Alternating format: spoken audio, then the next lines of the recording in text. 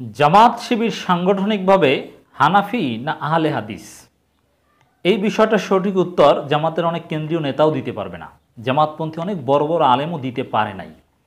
আমি মজলিস শিশুরের সদস্য বা গুরুত্বপূর্ণ অনেককে জিজ্ঞেস করেছি, এটার একটু জবাব দেন তো আমাকে বুঝিয়ে, যে জামাত শিবির সাংগঠনিকভাবে ব্যক্তি জামাত শিবির আহলে হাদিস হতে পারে, হানাফি হতে পারে, দ্যাটস ডিফারেন্ট, বা আছে প্রচুর আহলে হাদিস আছে, প্রচুর হানাফি আছে। যদিও জামাতের আমির এবং নায়েবে আমির অধ্যাপক মুজিবুর রহমান এবং ডাক্তার শফিকুর রহমান এদেরকে অনেকে আহলে হাদিস বলে চালিয়ে দেয়, এটা একেবারেই ঠিক নয়, এর আলাদা আলোচনা আপনারা শুনবেন। কিন্তু অনেক আহলে হাদিস আছে, কিন্তু সাংগঠনিকভাবে জামাত আহলে হাদিস না হানাফি, এর উত্তর অনেকেই জানে না। প্রচুর বিভ্রান্তি রয়েছে। বললাম না যে কেন্দ্রীয় মজলিসের সদস্য তিনি বিষয়টা ক্লারিফাই করতে পারেন না, জামাতপন্থী জনপ্রিয় বক্তা হিসাবে পরিচিত, তিনি ক্লিয়ারলি বলতে পারেন না। অতএব এই বিভ্রান্তি নিরসনটা জরুরি। যেহেতু বর্তমানে মাঝে মাঝে আমাদের মুসলিম সমাজে ইসলামপন্থীদের মধ্যে মাযহাবি লামাযহাবি বিতর্কটা মাথাচাড়া দিয়ে ওঠে এবং মাযহাবি লামাযহাবি দ্বন্দ্বটা ব্যাপক আকার ধারণ করে, তার প্রভাব আমাদের সবার উপর পড়ে। যেমন বর্তমানে তারাবি নামাজের রাকাত সংখ্যা নিয়ে যে বিতর্ক, এই বিতর্কটা মাযহাবি লামাযহাবি বিতর্কে রূপ নিয়েছে এখন। এ কারণে কওমি আলেমুলামারাও সামগ্রিকভাবে আহলে হাদিস ফিতনার বিরুদ্ধে কলম ধরছে, আর আহলে হাদিসের অনেকে সামগ্রিকভাবে হানাফি মাযহাবের বিরুদ্ধে কলম ধরছে। তবে এই ক্ষেত্রে আমি মনে করি ফিতনা থেকে বাঁচানোর জন্য, ফিতনা থেকে বাঁচিয়ে জামাত শিবিরের লোকজনকে একামতে দিনের জন্য প্রকৃত ইসলামের মৌলিক দর্শনকে সামনে রেখে আল্লাহ সন্তুষ্টির জন্য কাজ করে যাওয়ার জন্য এই ফিতনা মুক্তভাবে তাদেরকে গড়ে তোলাটা জরুরি। এজন্য এই আলোচনাটা অতীব জরুরি যে জামাত শিবির আসলে সাংগঠনিকভাবে হানাফি না আহলে হাদিস। এই বিষয়টা জটিল আলোচনা, আশা করি আমি আপনাদেরকে সঠিক বিষয়টা বোঝাতে পারবো ইনশাআল্লাহ, আমার তৌফিক ইল্লা বিল্লাহ। অনেকেই যেটা বলে থাকে যে জামাত বোথ আহলে হাদিস হানাফি, সমস্ত মাযহাবকে জামাত অ্যাপ্রিসিয়েট করে, আহলে হাদিস মাযহাবকে অ্যাপ্রিসিয়েট করে, অতএব জামাতকে হানাফি আহলে হাদিস দুইটিই বলা চলে। আমি এটাকেও ঠিক মনে করি না। যেহেতু জামাতের লোকজনের মধ্যে হানাফি আহলে হাদিস আছে, বাহ্যিক দৃষ্টিতে অনেকের কাছে এটাই ঠিক মনে হবে যে জামাত হানাফি আহলে হাদিস দুইটাই। আবার আমাদের কাছে অনেক কওমি আলেম ওলামা বা অনেক সুন্নি লোকজন বলেন জামাতের সমস্যা আছে, তারা আহলে হাদিস হতে পারেনি, হানাফি হতে পারেনি, তারা মুনাফিক, দোদুল্যমান, কেউ বলে মোজাবজাবিন, নানান কথা বলে। তা তাদের উদ্দেশ্য এই জবাবটা দেওয়া প্রয়োজন যে আসলে কি সাংগঠনিকভাবে। আমি কিন্তু প্রথমে বলেছি যে ব্যক্তি আহলে হাদিস হতে পারে, হানাফি হতে পারে, ডাজন্ট ম্যাটার, কিন্তু সাংগঠনিকভাবে জামাতের তো একটা অবস্থান থাকা দরকার। যেমন কেন থাকা দরকার এটা বোঝাটা জরুরি। সাপোজ জামাত ইসলামী ক্ষমতায় আসলো, তো ক্ষমতায় এসে ইসলামিক বিভিন্ন বিধিবিধান রাষ্ট্রে কায়েম করলো। এখন ইসলামী আইনের কথা বললেই তো হানাফি আইন না আহলে হাদিস আইন এই বিষয়টা সামনে আসে। তখন তো জামাতকে সাংগঠনিকভাবে সিদ্ধান্ত নিতে হবে তারা আহলে হাদিস আইন পাশ করবে না হানাফি আইন পাশ করবে। যেমন আফগানিস্তানে হানাফি আইন চলে, সৌদি আরবে হাম্বলি আইন চলে, এখন বাংলাদেশে কি আহলে হাদিস আইন পাশ করবে না হানাফি আইন পাশ করবে? এই ক্ষেত্রে জামাতের যে অবস্থান হবে সেটাই জামাত শিবিরের সাংগঠনিক অবস্থান। এখন এই বিষয়টা সিদ্ধান্তে যাওয়ার আগে আরও কিছু বিষয় আপনাদেরকে একটু প্রমাণ দিই। আপনি যদি জামাতের লিটারেচারগুলো দেখেন, জামাতের রোকন সিলেবাসে বা শিবিরের সিলেবাসে ফিকহি মাসাইলের বিভিন্ন কেতাব আছে, সেক্ষেত্রে হানাফি মাযহাবের মাসাইলের কেতাব যেরকম আছে, আবার আহলে হাদিসের দৃষ্টিতে কোনটা সেটা আমল করার সুযোগ বা সেই বিষয়ও কিন্তু আছে। আহসান ফিকার মধ্যে ছোট করে আহলে হাদিসের দৃষ্টিতে কোনটা সঠিক সেটাও টিকায় লিখে দেওয়া আছে। অতএব দুইটাই কিন্তু জামাত শিবিরের মধ্যে প্রচারিত হয় এবং জামাতকে অনেকে আহলে হাদিস বা সালাফি বলে, অনেকে বলে, জামাতের অনেক নেতাও আমাকে বলেছে যে জামাত আকীদাগত আসলে সালাফি। যেমন মাওলানা সাঈদীর কিছু বক্তব্য যে আল্লাহ আরশে আজিমের উপর না সর্বত্র বিরাজমান, আল্লাহর হাত পা কোন অর্থে, এরকম কিছু বিষয় দেখিয়ে বলার চেষ্টা করেন যে জামাত আকীদাগত সালাফি। এই কথাটাও ঠিক নয়, এটা নিয়ে আলাদা ব্যাখ্যা আছে, যেটা জামাতের আমির এবং নায়েবে আমির তারা আহলে হাদিস কিনা এই সংক্রান্ত আলোচনার মধ্যে আপনারা শুনবেন। কিন্তু আকীদাগত সালাফি এই কথাটা বলাটাও ঠিক নয়। এরপরে কেউ কেউ বলার চেষ্টা করে যে ফিকহি মাসাইলের দিক থেকেও, আমি নিজেও একসময় এভাবেই বলার চেষ্টা করতাম, দ্যাট ওয়াজ রং, যে জামাত আসলে সাংগঠনিকভাবে আহলে হাদিস। প্রমাণ কি? প্রমাণ দিতাম আমরা অনেকেই। যেমন জামাতের বিভিন্ন দলীয় প্রকাশনী আছে, যেমন মাসিক পৃথিবী, এটা জামাতের একটা পত্রিকা, এমনকি নয় দিগন্ত বা সংগ্রাম, সেখানে যদি বিভিন্ন ফিকহি মাসাইল জানতে আপনি প্রশ্ন করেন, তো সেখানে যে প্রশ্ন উত্তর, মাসিক পৃথিবী তো একেবারে পুরোপুরি পিওর জামাতি পত্রিকা, সাংগঠনিক পত্রিকা।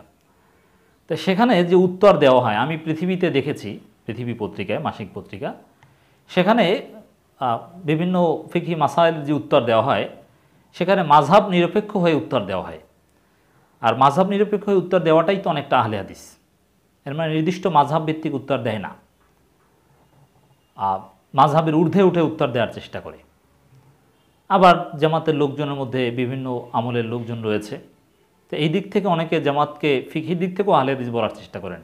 আর মাওলানা সাইদি, কামালউদ্দিন জাফরি, এদের দু একটা বক্তব্যের উপর ভিত্তি করে জামাতকে আকীদাগতভাবেও সালাফি বলার চেষ্টা করা হয়, আহলে হাদিস বলার চেষ্টা করা হয়। এটা একটাও সঠিক নয়। তাহলে সঠিক কি? আসুন আমরা একটু মাওলানা মওদুদি থেকে দেখি। আকীদার যে বিভিন্ন ব্যাখ্যা, আল্লাহ কোথায় বা অমুক তমুক, এগুলো বিষয়ও, এগুলো মৌলিক কোনো বিষয় না। এই বিষয়গুলো নিয়ে ডিল করাটাই বাড়াবাড়ি। এগুলো একজন মুসলিমের ক্ষেত্রে প্রাসঙ্গিকই নয়। একজন মুসলিমের ক্ষেত্রে আকীদা হচ্ছে আল্লাহ আছে, এক ও অদ্বিতীয়, আল্লাহর কোনো শরিক নেই, মুহাম্মদ সাল্লাল্লাহু আলাইহি ওয়াসাল্লাম শেষ নবী ও রাসূল, এরপরে কোনো নবী আসবেন না, তিনি সর্বশ্রেষ্ঠ রাসূল।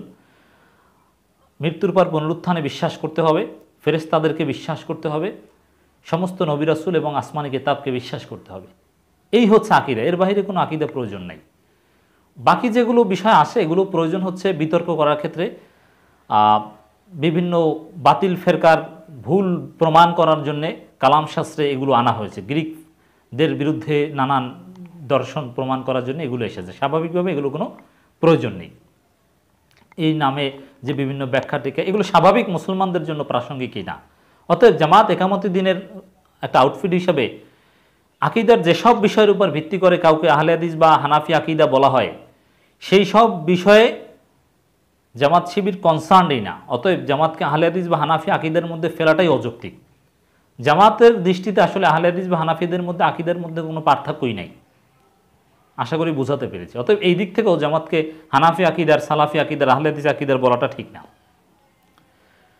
মাওলানা মওদুদি এইসব বিষয় নিয়ে ইনডিফারেন্ট ছিলেন, এইসব বিষয় স্পষ্ট করেনি, বা এগুলো অপ্রয়োজনীয় হিসাবেই তার বিভিন্ন কিতাব থেকে আমি যেটা বুঝতে পেরেছি, অথবা জরুরি বিষয় না। এগুলো নিয়ে বাড়াবাড়ি করা বা এগুলোর উপর ভিত্তি করে কাউকে আহলে হাদিস বা আলাদা করা, এটা একেবারেই ভুল।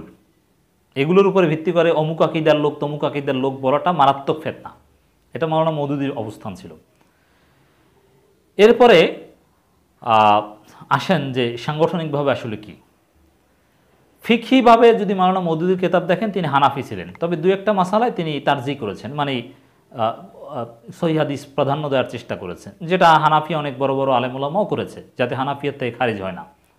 মাওলানা শামসুল হক ফরিদপুরিও হানাফিদের অনেক প্রতিষ্ঠিত মাসাইলের সাথে ইখতিলাফ পোষণ করেছেন, দু একটা, এটা হতে পারে, এতে হানাফি মাযহাব থেকে খারিজ হয় না। তবে মৌলিকভাবে, সামগ্রিকভাবে মাওলানা মওদুদি হানাফি ছিলেন। আর আলাদা আলোচনায় আপনাদেরকে শোনাবো যে জামাতের আমির, বর্তমান নায়েবে আমির অধ্যাপক মুজিবুর রহমান, বা যাদেরকে আহলে হাদিস বলা হয়, তারাও আসলে 95% হানাফি। তো এবার আসল প্রশ্ন উত্তর দেই। উত্তর হচ্ছে জামাত শিবির সাংগঠনিকভাবে হানাফি, আহলে হাদিস বা সালাফি নয়। এর বড় প্রমাণ অধ্যাপক গোলাম আজম ক্লারিফাই করেছেন। তাকে প্রশ্ন করা হয়েছিল যে আপনারা ক্ষমতায় আসলে কোন আইন পাশ করবেন, হানাফি না আহলে হাদিস? তিনি উত্তর দিয়েছেন জামাত ইসলামী ক্ষমতায় আসলে তারা হানাফি মাযহাব অনুযায়ী ইসলামী আইন বাস্তবায়ন করবে, এবং জামাতকে বা কাউকে, একামতি দিনের কোনো প্রতিষ্ঠানকে রাষ্ট্র ক্ষমতায় আসলে তার পক্ষে আহলে হাদিস বা সালাফি হওয়া সম্ভব নয়, তাকে যে কোনো একটা মাযহাব মানতেই হবে। অনেকে বলবেন যে কেন কেন মানতে হবে, সৌদি আরব তো লা মাযহাবি, আহলে হাদিস বা সালাফি, এটা ভুয়া প্রোপাগান্ডা। সৌদি আরব হাম্বলি আইন অনুযায়ী চলে, হাম্বলি মাযহাবের আইন অনুযায়ী চলে।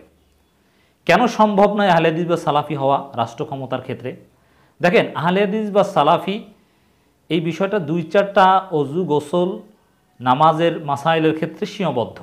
আহলে হাদিসের লিটারেচার, তাদের দাওয়াতগুলো যদি দেখেন, এই তালাকের মাসালা, 2-4টা আকীদার ফুরু, এরপরে রফুল ইয়াদাইন, জোরে আমিন, বুকে হাত বাঁধা, 1000 না 2000, এরকম 2-4টা বিষয়ের সাথে জড়িত। কিন্তু ইসলাম হচ্ছে লক্ষ কোটি বিষয়। আপনি ইসলামী আইনের যদি দিকে তাকান, সমস্ত মাযহাবেই ইসলামের খুঁটিনাটি সমস্ত আইনের ব্যাখ্যা দেওয়া আছে। আপনি যদি বাংলাদেশের যারা আহলে হাদিস বলে তারাও আসলে পুরোপুরি আহলে হাদিস না। যেমন ইনহেরিটেন্স লয়ের ক্ষেত্রে, উত্তরাধিকার বন্টনের ক্ষেত্রে অনেকে আহলে হাদিস হতে পারে না, তখন ঠিকই হানাফি হয়ে যায়। এই উত্তরাধিকার বন্টনের সমস্ত মাসাইলের ক্ষেত্রে আপনি আহলে হাদিসের কোনো থটই পাবেন না। নানান ফৌজদারি এবং দেওয়ানি আইনের ক্ষেত্রে আপনি আহলে হাদিসের কোনো অবস্থানই পাবেন না, ওগুলো নেই। ওগুলো কোনো না কোনো মাযহাব মানতে হবে। ওগুলো আহলে হাদিসের লোকজন এবং আহমদ ইবনে হাম্বলের মতটাকেই তারা নিজেদের বলে চালিয়ে দেয়। এজন্য ইসলামী আইন যদি আপনাকে বাস্তবায়ন করতে হয়, সেক্ষেত্রে যে কোনো স্কুল অফ থট আপনাকে মানতেই হবে। তা বাংলাদেশে যেহেতু হানাফি মাযহাব চলে, আর হানাফি মাযহাবের মাসালাগুলো সবগুলোই কোনো না কোনোভাবে দলিল ভিত্তিক, হয়তো বা দুই একটা অন্য মাযহাবেরটা একটু শক্তিশালী আর হানাফি মাযহাবের নামাজের দুই একটা মাসালা হয়তো বা তুলনামূলকভাবে দুর্বল, কিন্তু ইসলামী আইনের কথা যদি বলেন, যেমন ইসলামের বিভিন্ন ফৌজদারি আইন, বিভিন্ন দেওয়ানি আইন, সম্পত্তি সংক্রান্ত আইন, অথবা টর্চ সংক্রান্ত আইন, হাজারো আইনের বিভিন্ন শাখা, সেগুলো খুঁজলে আপনি দেখবেন যে হানাফি মাযহাবই সবচেয়ে শক্তিশালী এবং যৌক্তিক। আপনি নামাজ পড়ার নিয়মের ক্ষেত্রে আহলে হাদিস মাযহাবকে আপনি শক্তিশালী বলতে পারেন, বা সেটা অনেক ক্ষেত্রে আমার কাছেও মনে হয়, কিন্তু ইসলামের আইনের ক্ষেত্রে নয়। অতএব জামাত শিবিরকে হানাফি মাযহাব ছাড়া অন্য মাযহাব গ্রহণ করার কোনো সুযোগ নেই, এবং জামাত শিবির এই চিন্তা, এই জন্যই গোলাম আজম বলেছিলেন আমরা হানাফি মাযহাব অনুযায়ী দেশ পরিচালনা করব ক্ষমতায় আসতে পারলে। বুঝতে পেরেছেন? অতএব জামাত শিবির কি হানাফি, আফগানিস্তান হানাফি, সৌদি আরব হাম্বলি, পৃথিবীর যেখানেই যতটুকু ইসলামী আইন আছে কোনো না কোনো মাযহাবের সাথে সম্পর্কিত, নন মাযহাবি নয়, এটা সম্ভব নয়, তাদের কোনো আলাদা অবস্থানই নেই এখানে। আশা করি বুঝতে পেরেছেন। অতএব জামাত শিবির সাংগঠনিকভাবে বেসিক্যালি হানাফি মাযহাবের।